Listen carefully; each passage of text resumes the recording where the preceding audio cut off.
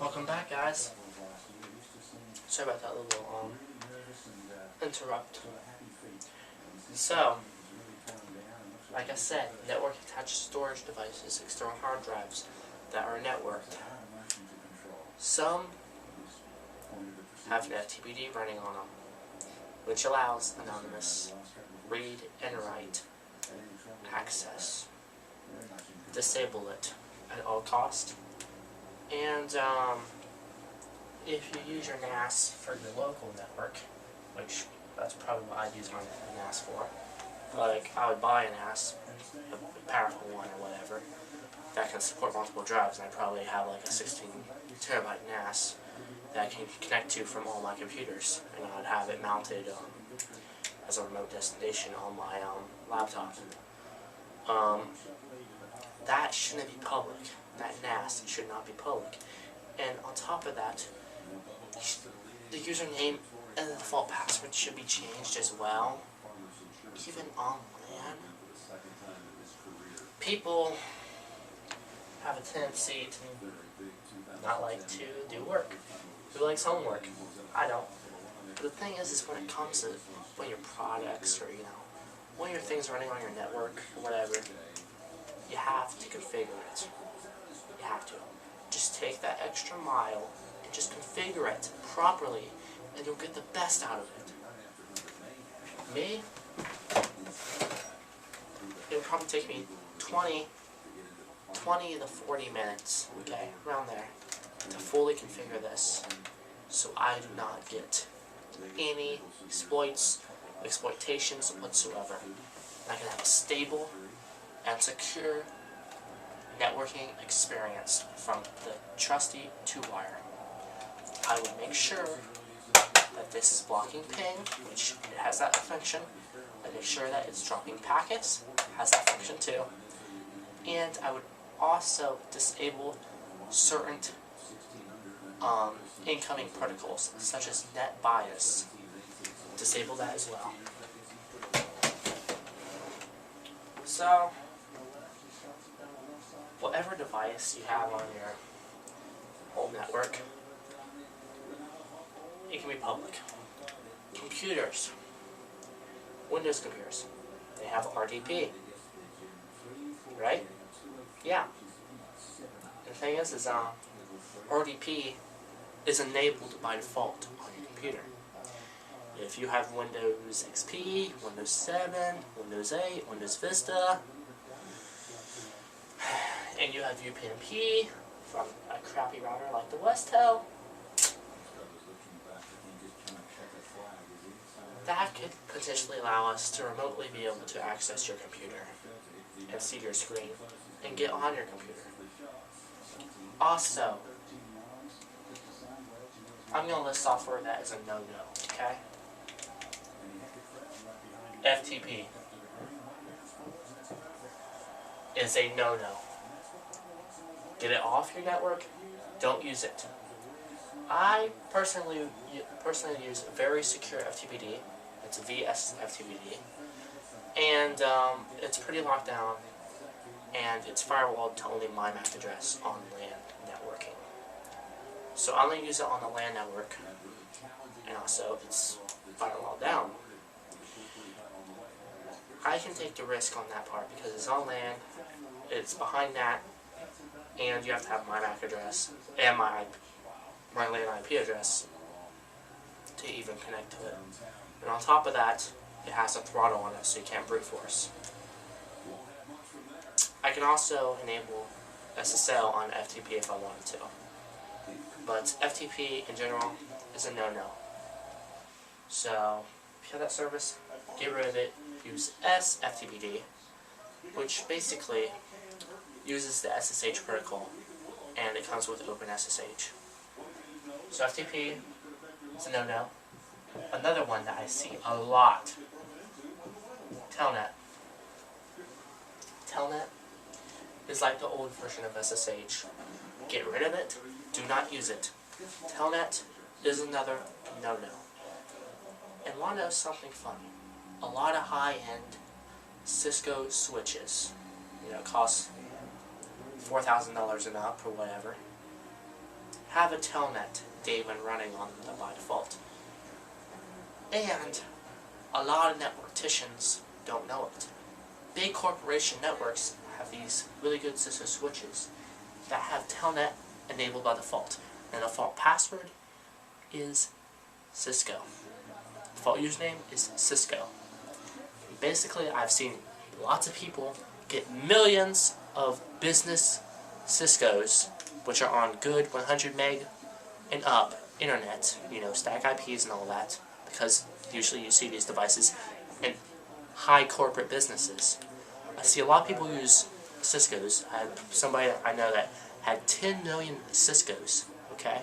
10 million Ciscos, and he used them to ICMP flood people. Basically, he had all those ping flood him, like send each one like pinged him 100 times a second, okay? So 100 pings from one IP, basically 100 pings from 10 million IPs at the same time. That is going to go down, okay? This is a reason why you do not have telnet enabled, okay? And also reasons why you change the default passwords on anything. If you can also change the username, change it. This will help against brute force attacks, okay? Because say you change your password and you leave the default username on Cisco, they're going to put Cisco and they're going to brute force against that. And all they got to do is try to get the password right. Make sense? So you have a different username. That makes it much more complex. And also you want to enable something that if we see 4 connections a second to a port from some weird external IP, to then firewall the IP or block it from connecting to that port furthermore. So it basically stops a brute force attack. Simple stuff. FTP, Telnet. Do not use them. Another service to not use would be VNC. Do not use VNC. It is insecure. Okay?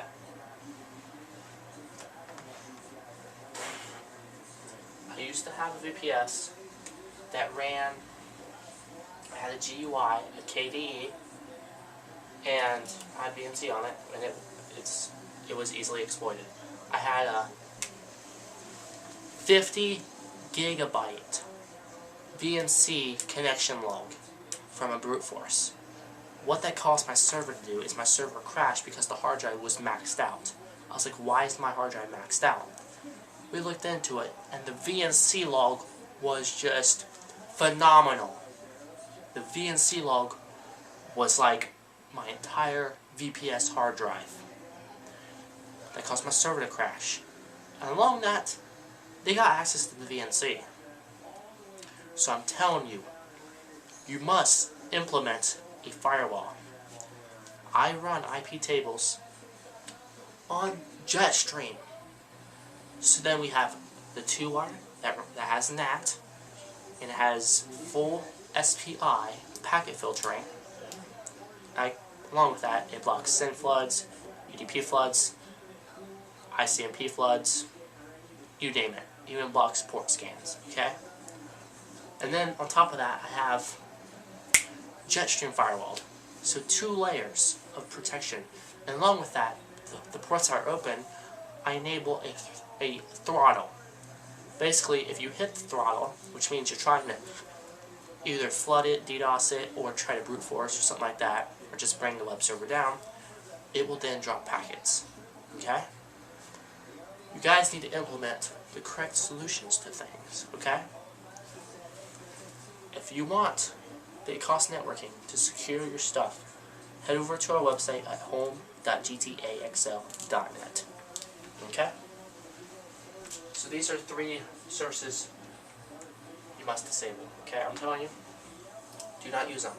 And when you have SSH, use SSH version 2 and use public keys. Okay? Along with that, I will be making an SSH security video later on, an updated one that will be most efficient. I recommend you use RSA keys because default they use 102.4-bit encryption rather than DSA, which it uses much lower. So RSA, with the default of that, RSA is actually faster and a little bit better. I would use RSA 204.8 public key encryption. Okay?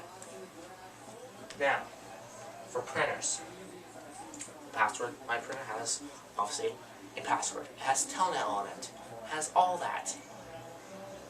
I disabled a lot of the daemons that were running to preserve RAM on the printer and for security reasons. Even though UPnP wasn't enabled, if somebody was able to get on my LAN network, I do not want them to be able to fork bomb or overflow, exploit the printer in any way. Okay? Because anybody can nmap it and see everything that it's binding to, and easily take it down. These are the main things I see, but I can tell you, I've seen a lot more stuff on people's residential lines. I've even seen DVRs, such as a DirecTV DVR.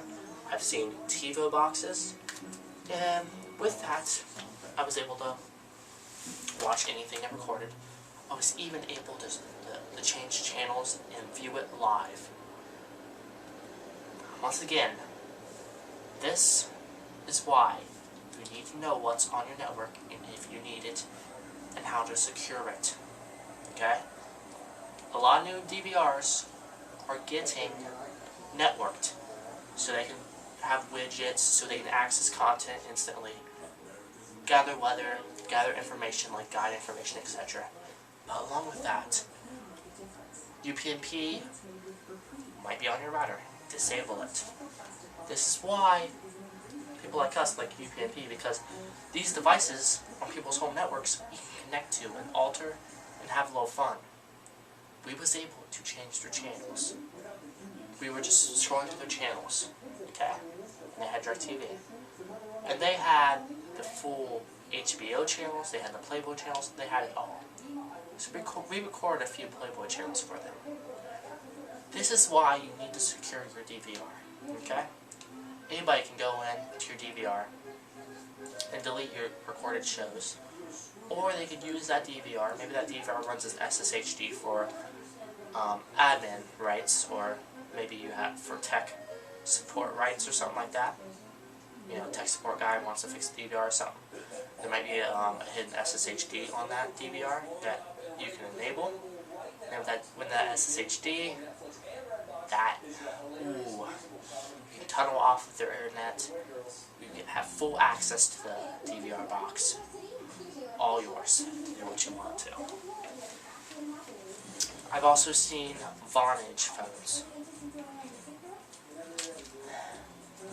And the thing with Vonage is it has an SSHD, which you're able to enable and get into their voice over IP settings and all that stuff.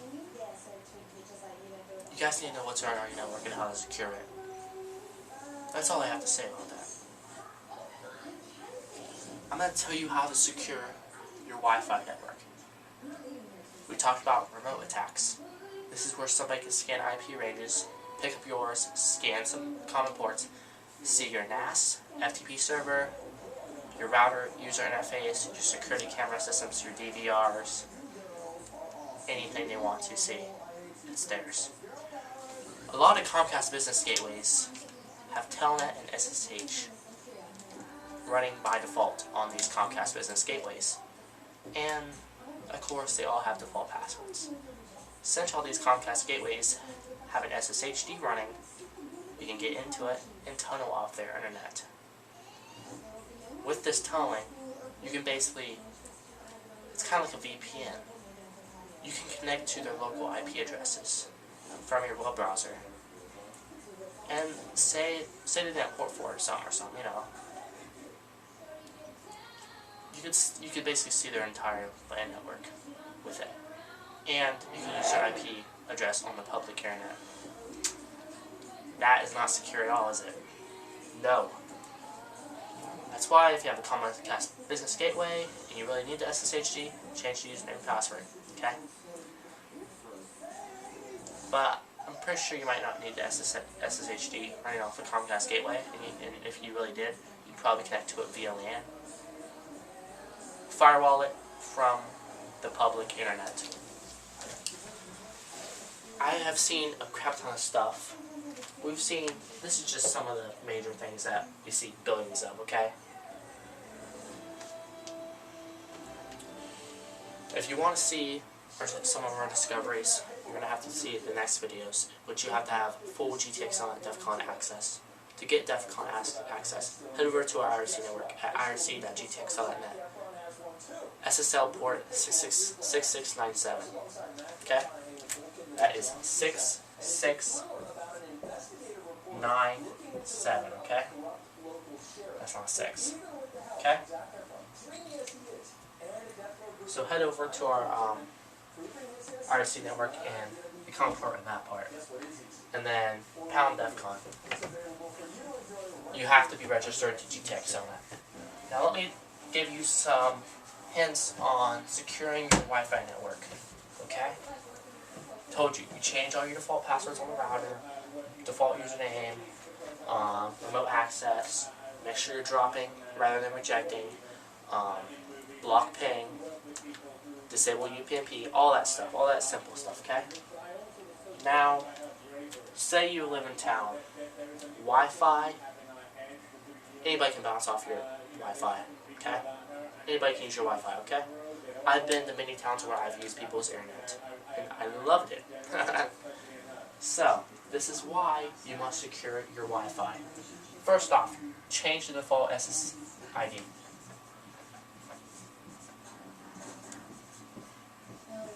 Okay?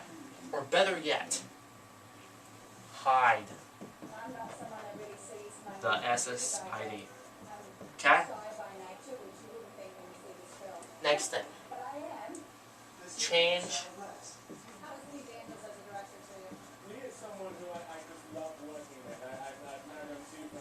your Wi-Fi to a clear channel.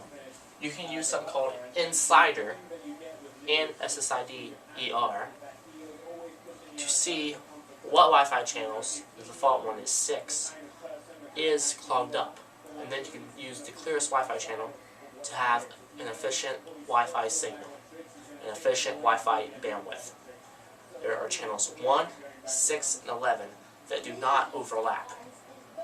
So, if you live in a town and your Wi-Fi is being horrible, and there's lots of Wi-Fi area networks around you, use Insider and find out the best Wi-Fi channel to use.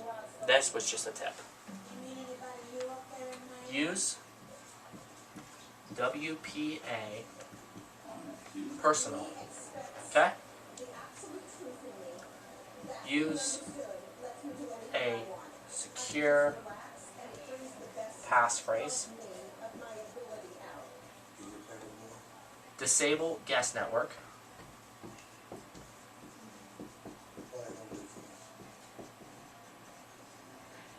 And MAC filter. In MAC filter, use a whitelist, not a blacklist. That way, you add your devices, and everything will be blocked by default. Okay? So there we go. These are the major steps to securing your Wi-Fi network. Change your SSID from default. Change it to something unique. Like if you're the Cost family, like us, you put the Cost family, but ours is GTAXLnet, obviously. Or better yet, hide the SSID. But if you hide the SSID, they can still analyze the packets through the air to get the SSID. Okay? They can use a packet sniffer, Wi-Fi sniffer, whatever, and analyze the packets that are flying through the air by using their Wi-Fi adapter. And they can find the SSID.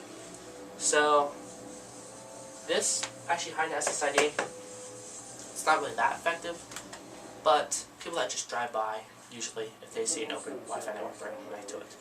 This is going to stop 95% of the people. Hiding the SSID will stop 95% of the people that connect to your Wi-Fi. Okay? Because it's not some elite taxer who's just going to drive up to your sidewalk. That you probably have a 5% chance of getting. okay? So hiding the SSID is actually very, very effective, okay? But they can still analyze it and get it, okay? And hiding the SSID can cause problems with iOS devices reconnecting to the hidden network by default automatically, okay? So every time you come home or something, you're going to have to tap to connect to your Wi-Fi network. It won't automatically connect for some reason. iOS devices you may have problems with. You may have problems with a lot of Wi-Fi devices automatically reconnecting to the network because of the hidden SSID. That's just a note.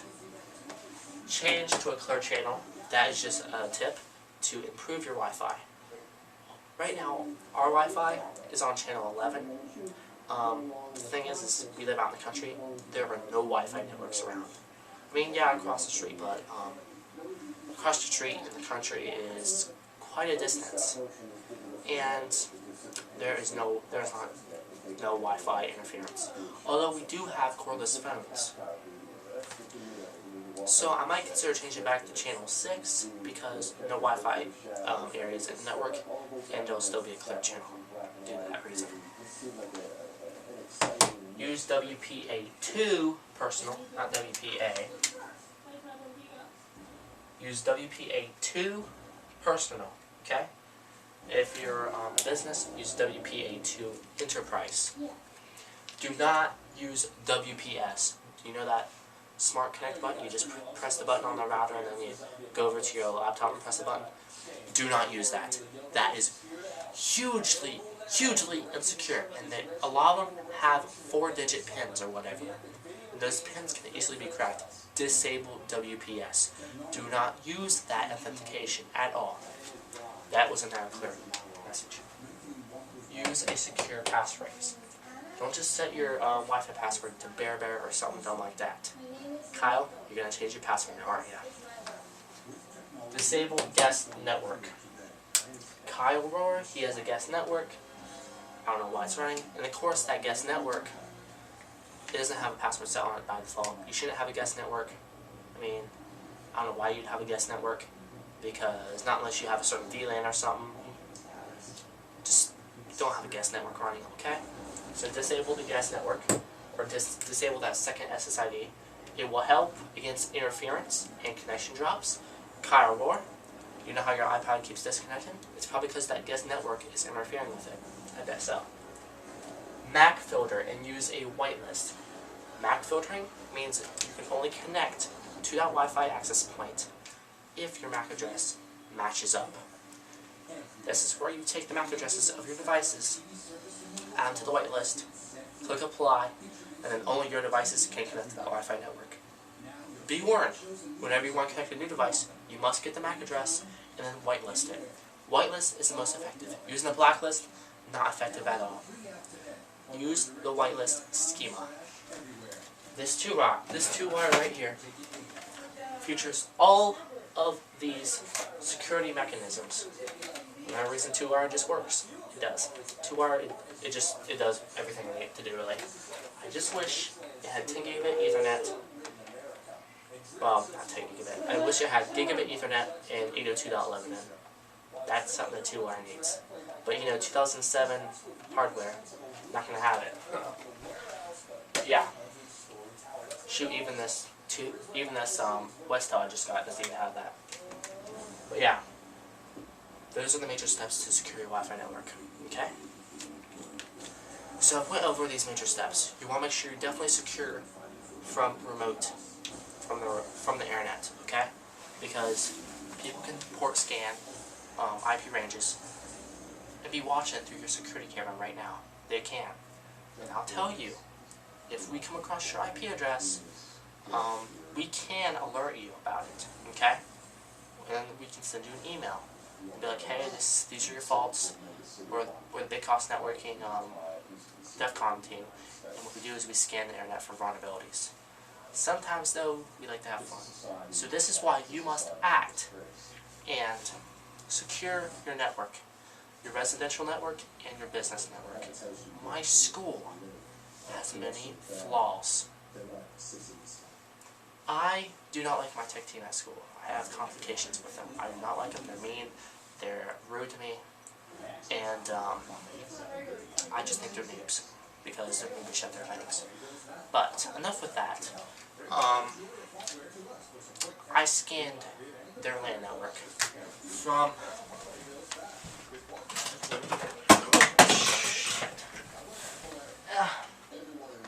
hopefully that mouse still works.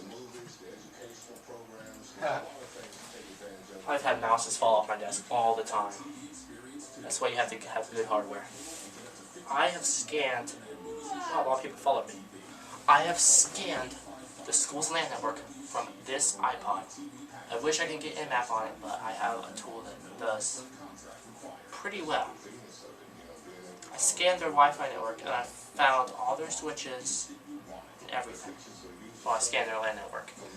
The funny thing is their student Wi-Fi network, you know, where students can come and connect, is linked back to the entire school's LAN network. I can see all Knox County Christian computers.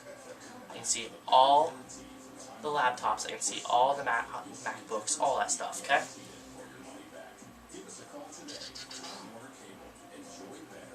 And it also featured a port scan. I also saw the tech team, as I want to call it, the school's tech team, their main computer. And on that main computer, see, now, hold on, I'll get to that. On that main computer, he's running, this is the wrong one. I think that's when I scanned at college.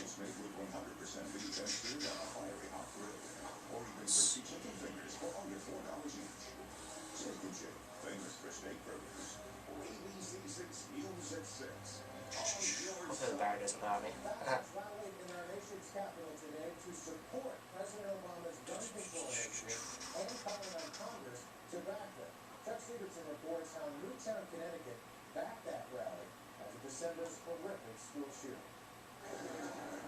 Right here.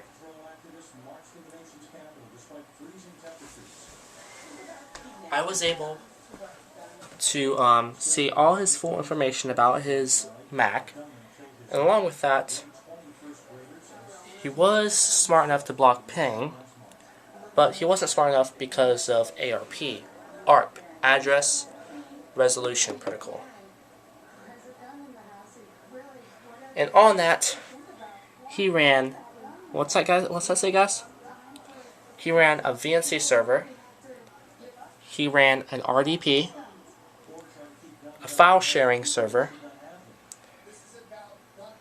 and an ITV daemon, which was basically, it was like a host, it's kind of like a host thing that connects to his, the school's cameras. With that, VNC can connect to his Mac, but his iMac, he has a really nice one, 27-inch. See a screen. File sharing, here's that, just right there, sitting ass. I don't know why he's running VNC. And the security cameras, the ITV, I can look up on that, find exploits, view the school's security camera system. Guys, we're talking about securing your remote network, your Wi-Fi network, about your LAN network, devices connected to your LAN network. It's important. If somebody gets on your network, they can scan that network, that LAN's IP range, and see all your devices and everything running off the devices. He just guessed student network was linked back to the school's network, and I could see all the school's computers. See the KCCC? That stands for Knox County Career Center. And I like how tech team says, "Oh, we can find out what devices are doing bad things." And I'm like, what? Because you have the net BIOS name set to the name of the device? Like, say you're in a science classroom, it's set to KCCC Sci 08, SCI for science, okay? And there's library one like KCC Lib. Well, anybody can change the name of devices. Now, if you're going to scan a network, you also want to change the name of your device, because with that, they can basically see the name of your device, what it's called, and then they could basically go off that information to find out who did what.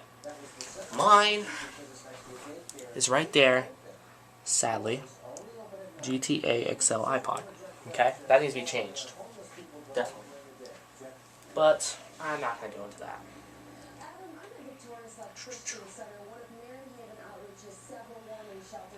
So, I was able to see their entire Wi-Fi network and their wireless access points. They had Telnet enabled and an SSHD running. Now, scanning the school's public IP address, we was able to find SSH, VNC, Telnet, oh my gosh, all that. And yes, it said open. Guys, I'm not a dummy. I know about networking now. The SSH allowed password authentication, and it was not just didn't seem secure to me. I like face palm. Okay? Reasons you need to secure your Wi-Fi network. Okay? You need to secure your Wi-Fi network.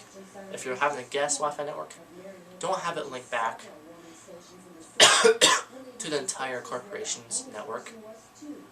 That is not good. Anybody can walk in there with a device, get on the guest network, and be able to VNC into one of those computers. One of those admin's computers. Lovely.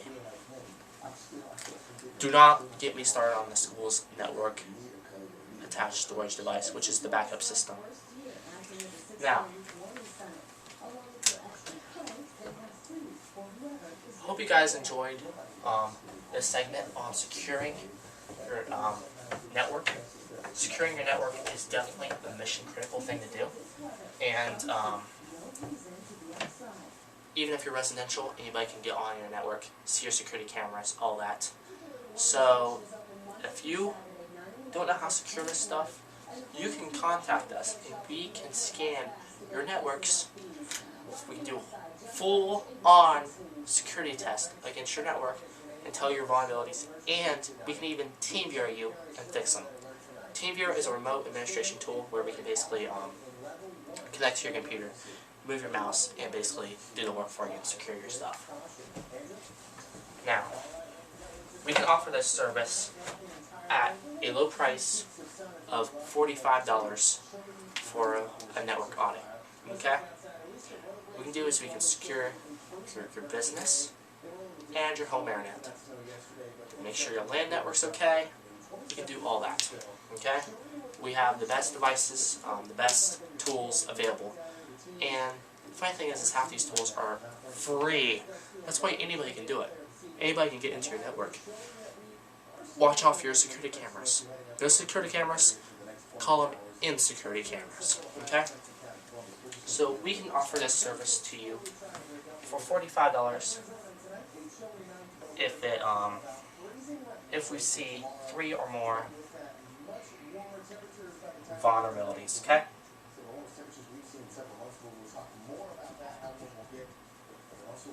We can offer it to you if we see 2 or less. $25 for 2 or less, okay? For 3 or more vulnerabilities, it starts at $45. And if we see much more major vulnerabilities, the price will go up. The price can range from $45 to all the way to $200 and some, okay? But if you have 2 or less vulnerabilities, we can do it for $25, okay? If you have no vulnerabilities when we do the scan, by the way guys, the scan is free, okay? And we can give you the results for free. If you have 1 vulnerability, we can fix it to you for free. 1 equals free. And our audit scans are free, okay? If you are a network technician if you consider yourself a hacker, if you are into Linux, if you're a geek, if you're passionate about computers, feel free to join our DEFCON team. This DEFCON team is where we don't just talk about networking security, we also talk about other security. And we also talk about computers. Our DEFCON team mainly features scanning the entire internet. Okay? If you want to join, you cannot leak any information, and everything is confidential. And we have to trust you. If you want to join, feel free to join our IRC at irc.gtaxl.net, port +6697. The plus stands for SSL. We like secure, right? SSL. Join GTAXLnet to talk about tech.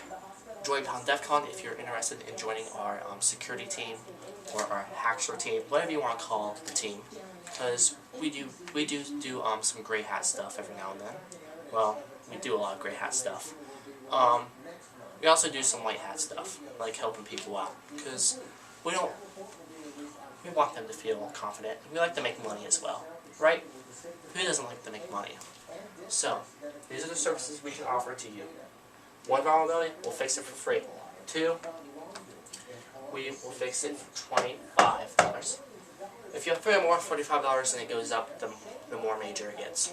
Okay? Once again, the scans are free. Okay? So join us at our community. We're DEFCON if you're interested in joining this ultimate security team. And if you're really good at Linux, if you're a good hacker, if you are really good at getting into stuff, we would love to have you on our team. The more, the better. But we all must trust each other, and everything is confidential. We do not publicize any information that is found. We don't like to post that stuff out to the internet, because that's kind of illegal. We don't post the stuff that we find out to the person on it. But we do share it among DEFCON people, the DEFCON and whatever you want to call them. So, we do have a custom download website.